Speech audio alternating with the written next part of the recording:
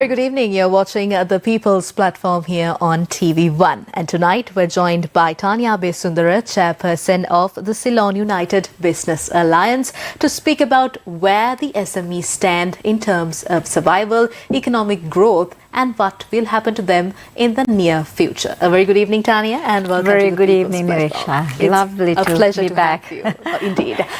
So let's start off, Tania, by speaking about where the SMEs stand as of now. The economy has been a very hard hit one, and SMEs were the worst hit with the economic crisis, and there were so many SMEs that had to shut down under unfortunate circumstances. So where are we now on the path to recovery? Marisha, I don't know about a path to recovery. I could call a path to survival. Recovery is a long word because we don't know how long it will take for us to recover, because according to the government statistics, nearly 240,000 SMEs have closed down, MSMEs. But I think it's more than 300,000. So that's a huge number. And so if you talk about recoveries, recovering 300,000 companies is a long line. But at least survival of the companies that are still standing, that is something the government should look into, because the most important thing is the companies that is standing now to be kept in a survival position. That is where the government needs to take initiating action, talk about, or implementations of laws that could make us survive. At this point, if the SME falls, obviously the country falls. I don't understand why still the government and the central bank does not understand. I think the government is understanding, but of course the central bank is not understanding, because at least because of the government understands only, the president has brought about act to be implemented, giving us a grace period of stopping the Paratha execution for a period of 10 months. That was suggested by the Justice Minister. So if this is being brought to an act as soon as possible, at least the people will have the benefit of trying to survive for 10 months in order to try to do something where they could get their entangled positions a little bit in easing out. So if this act is being passed into a law as soon as possible, then we are at least given some sort of breathing space. So, but Nameksha, I believe it is not still happening, because that should have been done before the vacation of the parliament. But I hear when the parliament reopens on the 24th, still it is not been put into the order book. If it's not been put into the order book in parliament, it won't be tabled. So we are urging the authorities to do so in trying to make it into an act, a law that could give us this breathing space of 10 months. If this is not being done, people are going to suffer, because the Paratha execution has been taking place till date through banks. So if you consider Sri Lanka's execution of the Paratha law compared to other countries, where are we standing? This is a law that is not being executed anywhere in the world, because especially this law is something bought by the Roman Dutch, and they themselves don't have it in that country. So why are we abiding by something the people who themselves invented is not carrying it out? But of course this law was bought in 1988 into state banks, to protect the state banks, because most of the state banks, the head of the bank is a government authority. So not to misuse funds of the bank, that the law was brought apart. But in 1990, Act number 4 was given the opportunity for the private banks to obtain it. That was the wrong decision. But of course, if these are being done in a correct way, it is okay. Why I say is, even this Paratha execution, that what is happening today, before the country was called bankrupt, I think the number was so little, it was insignificant because nobody took it into consideration. We take loans, we pay the loans, we carry on in the normal path. Because of the SMEs are people who are very scared of them going into wrong books because we are being judged. Because when we take a loan or when any loan is being taken, we automatically go into the evaluation point. So creditworthiness is very important. Very, very important for us. So we go to the crib. So if the creditworthiness is there only, we can keep on borrowing from any financial institute. So that is the evaluation factor. So we don't want to get into bad books. So this was created by the central bank when the country was called bankrupt. Till then we were surviving. At that time the Paratha people were under the Paratha execution was it was about 600 million. Today it is gone up to 1.2 trillion. Just a span of 2 years after calling the country bankrupt. We survived through a Easter bomb attack. We survived through a pandemic. COVID. But we could not survive through when the country was called bankrupt because we were put under so much of restrictions. That was the cause of this. We was not the creator of the situation. The government, the central bank was the creator of the situation. We were the victim of the situation. Now we have become a monster, like we are not paying deliberately. It's not the case. We are unable to do so. But it is also the SMEs that contribute to the majority, or rather a big portion, to the GDP of the country. The SMEs are the backbone of the country's economy. I'm sure you have come on multiple programs and kept on telling the people about the importance of protecting SMEs. And now you spoke of financing SMEs. How has the process eased out now with President Wickremesinghe saying that we're slowly getting back on our feet and we're on a path to recovery? By 2048 we'll be a fine country. Has that really reflected on the financing for SMEs? Ameksha, the government can wait without paying their debts, domestic plus the international. But if we were to do that, can we survive? So how are we going to survive till 2048? We got to survive today to go on till 2048. So the situation we are in is we are on the edge of the knife. We don't know what time we'll be splitted into.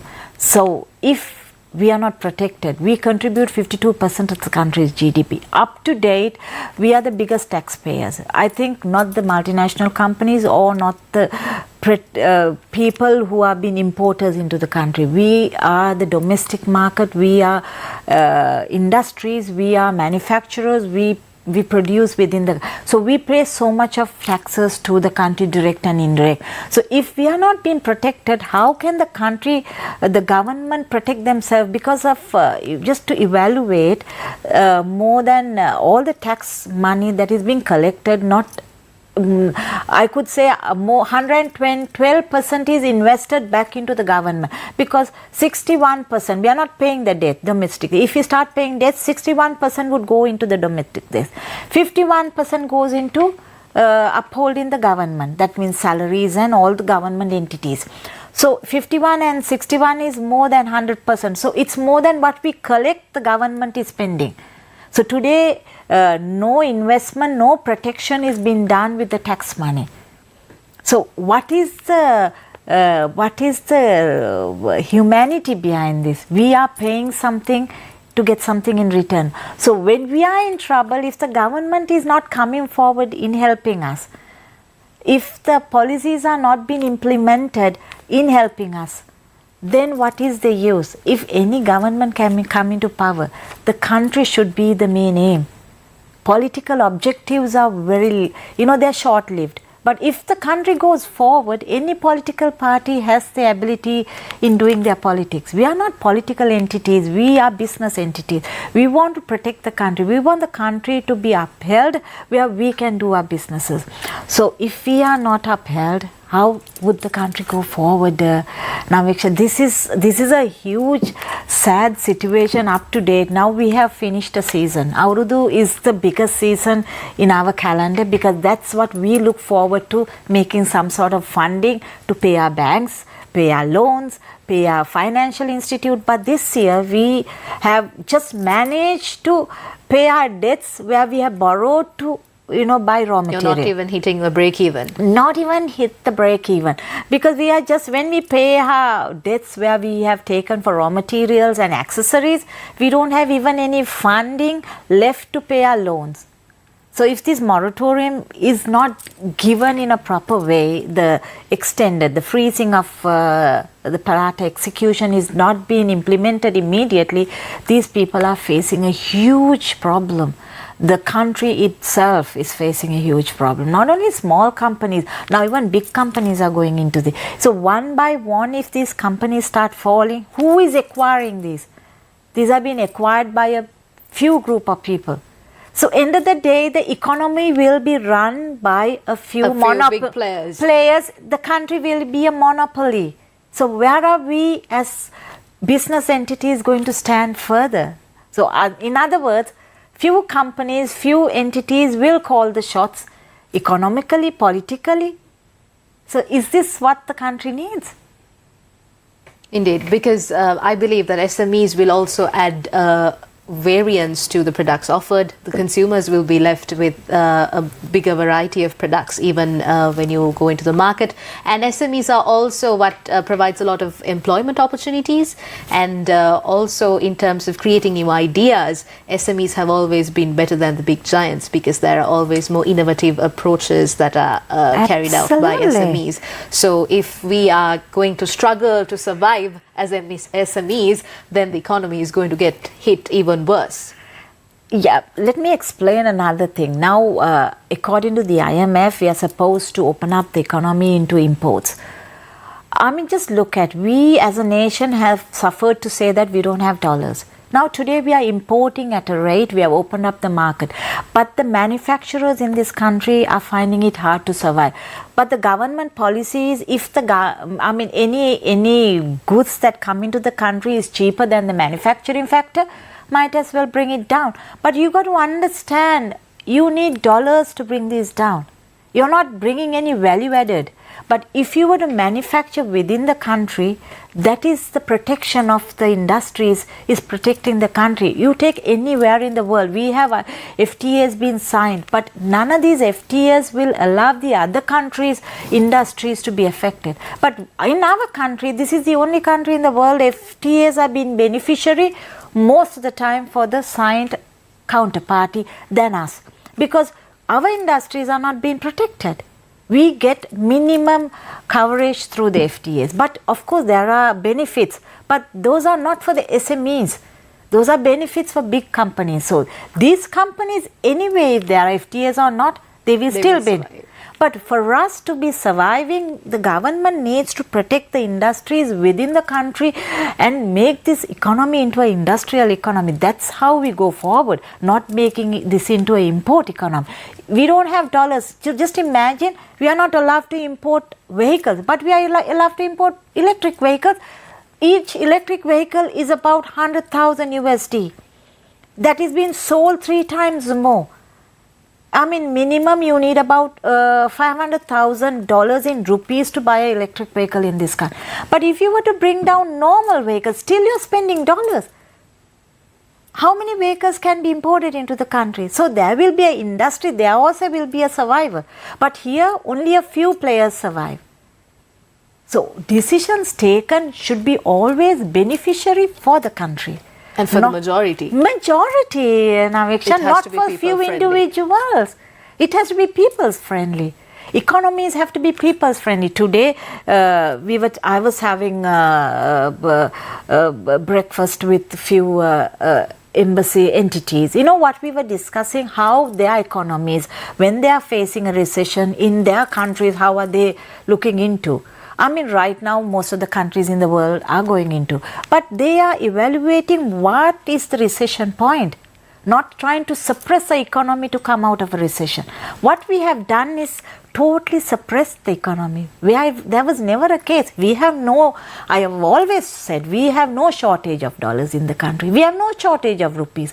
We have created it. I mean, if there was shortages of dollars and rupees, how can people will be living this lifestyle today? Definitely. There's a lot more to talk about. You have so much to say, and we'll get back to all of that right after this short commercial break. Stay with us. This is the People's Platform on TV.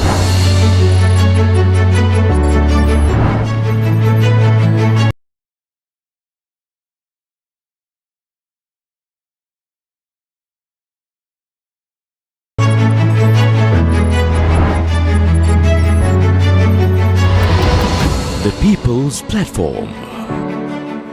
මේ ප්‍රතිපත්ති රාමුවත් මේකත් හිස් වූ රාමුවක්. නායකෙක්ට පුළුවන් අවශ්‍යයි නම් සංවේදීත් වෙලා ඒ වෙලාවෙම තාර්කිකත් වෙන්න. ජානමය හේතුත් බලපාන්න පුළුවන් ද සමහර වෙලාවට මානසික තත්ත්ව වෙනස් වෙන්න. මානසික රෝගයක් 80%ක් ජානගතයි. 20%ක් එන්වයරන්මන්ට් එකේ ඉන්නේ. නින්දෙදිත් සිදුවෙන ශ්වසන අපහසුතාවන් පිළිබඳ අපිට වාර්තා වෙනවා. මේක ගොරවනකොට වැඩි වෙනවද? නින්දේදී සිදුවන ශ්වසන විහෙරතාවය නැත්නම් මේක හඳුන්වනවා මේ obstructive sleep apnea කියන තත්ත්වය. ජාතික මෙහෙවර සතියේ දිනවල උදෑසන 11ට.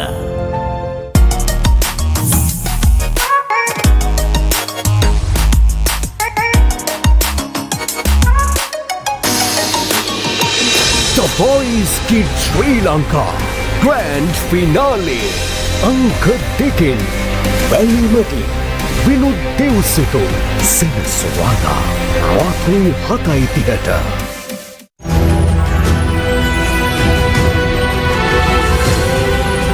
TV1. TV for life. Did Israel attack Iran? The Middle East in turmoil. CID records statement from Reverend Father Cyril Gamini Fernando. The Pohotua will contest the presidential election. Candidate yet to be announced. A statement from Namal Rajapaksa. Anyone can go to court and challenge the new electricity reform bill, says Minister Kanchana Wijesekara. Palita Tevara Perma bids adieu.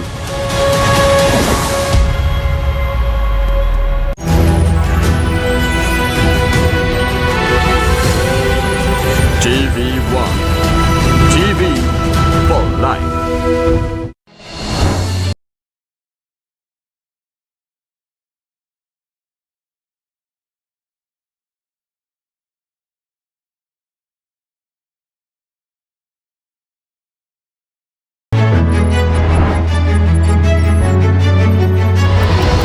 The People's Platform. Welcome back. You're watching the People's Platform on TV1. We're joined by Tania S. Abeysundara, the chairperson of the Ceylon United Business Alliance tonight. Tania, when we speak of supporting SMEs, we saw that recently ADB had given a sum of $100 million to support the SMEs in Sri Lanka. Has it really helped? Namaksha, where is that money going? That's a good question. Really, to get this 100 million, we also contributed a lot in talking with the ADB. I think about 6 months back, we had several one-to-one meetings with the ADB heads, and it was a very lucrative one. So they promised 50% of the funding to be given without collateral, or the banks not deciding who it should go to, but to people who really affected, needed. The other 50%, the bank has the ability of selecting their lenders. But the difference is here what we are urging is, what is 50 million? Today we have gone up to 1.2 trillion in debt. Can this 50 million cover this up? This debt itself is not created by, there are willful defaulters, but most of them are not willful defaulters of circumstances created by the central bank and the governing bodies. So these people, by getting, and then mind you, you only get a very small amount of sum, that is between 5 million to 10 million to 15 million. So if you are in debt to a bank, we say 30 million, getting 5 million for a working capital, it's absolutely not adequate enough for them to even think about. So when we urged the ADB at that time, if you all can intervene, how the funding should be. They said we are just a funding organization. We are not an organization that can implementing rules is done by the central bank, and we cannot force any entity how it should be divided or segregated. So the central bank should have intervened at this point and really looked into the people who are really affected and not willful defaulters. Okay, so people defaulting due to circumstances should have been segregated. But every bank knows willful defaulters and people defaulting not be able on genuine reasons. Genuine reasons. So the bank should have been given the opportunity to segregate, identify, and to allocate adequate funds. If I need 25 million, if I get 5 million, it's my not getting that 5 million is better than even getting that, because I become a debt. It is another liability on me, and that is not going to help me. If I need 25 million, I should have the 25 million. So this funding should have not been given 50-50. This should have been totally taken into a private, the central banks under guidance, and given out to banks to give it without collateral or without any back interest over the people who they should be giving it to. Now, these loans are most of the time offered to people who will be paying.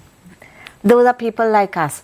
So, I mean, though I'm fighting so much, Nivaksha, I'm not in a position, I'm not in bad debts with any other banks. I have no issues, but I am fighting for the country, because if the country stands, only I also can do my business. That's how your business will grow as well. I have been in the industry for 23 years. I'm also now at the urge, because of the businesses, the consumer market is suffering, because their priorities, their liabilities are not buying, garments or clothing. Their first priority is paying the electricity bill.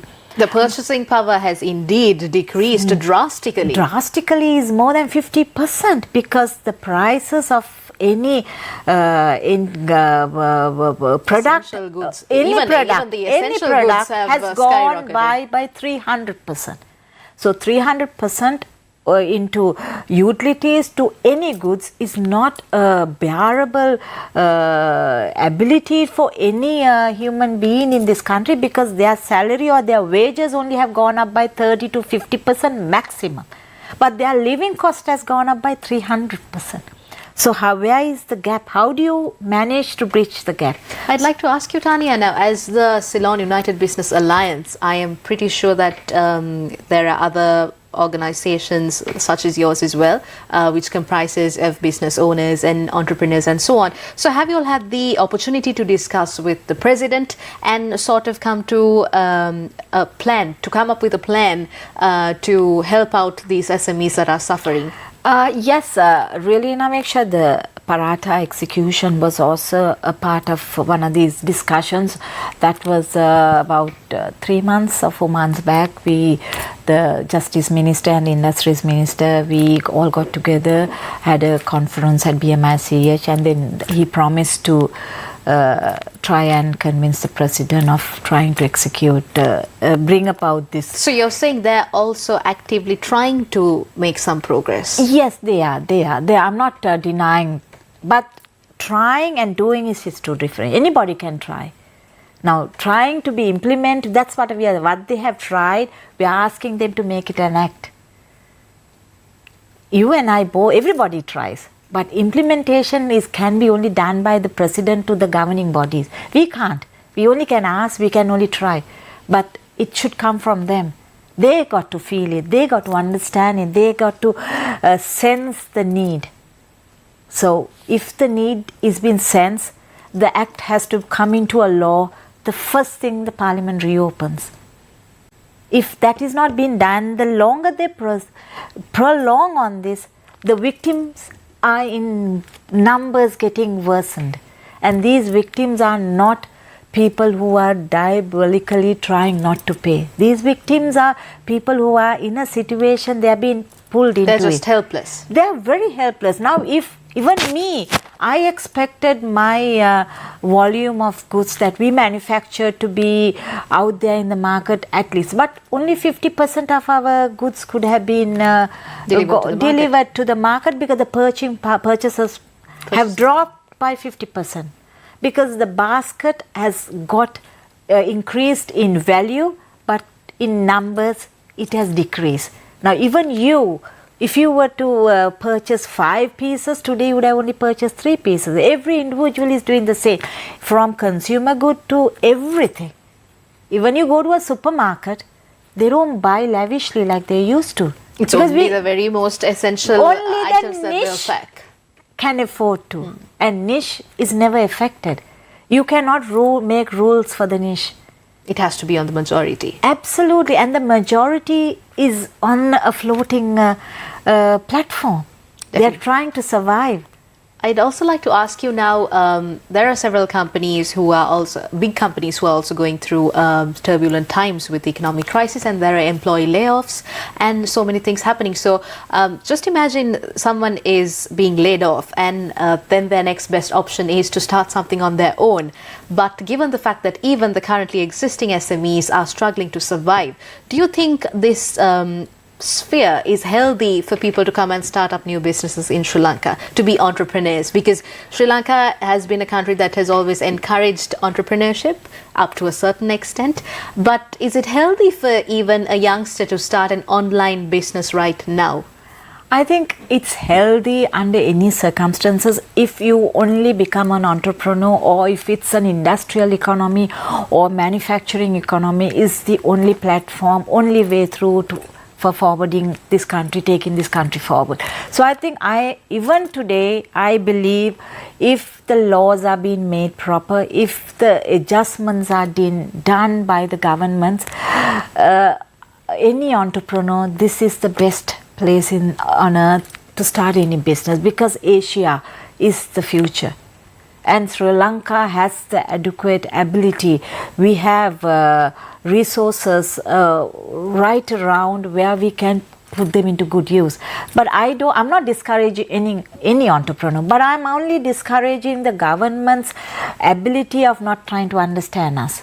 We should be given shelter. We should be protected. We should be made secured. We should, like any other. Take India for instance. You know, if you are a SME entrepreneur, they have given so much of benefits because they want them to come forward. They want them to develop. If they know if they develop, only the country would go forward, because they are the people who create jobs in small scale but in a wider platform. We might give employment to a little, but we create a wider platform.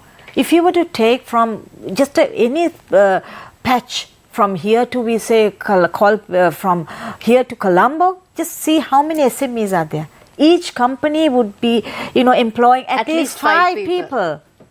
So if you were to take in hundreds of, see now 300,000 companies have closed down. 300 into 5 people is how many? That's quite a number who have been affected.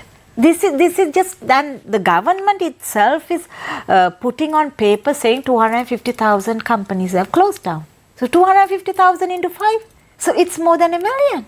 Definitely, it's definitely so high time. So this is what we are saying. What we are saying is not a lie. We are not creating an illusion. This is the truth. The government needs to understand. But if the Reds also starts closing down, where are you trying to go from here onward? How can any government try supporting so many unemployment? Each family, if 3 people were employed, you say we take the minimum basic, it's about 30,000 to 40,000.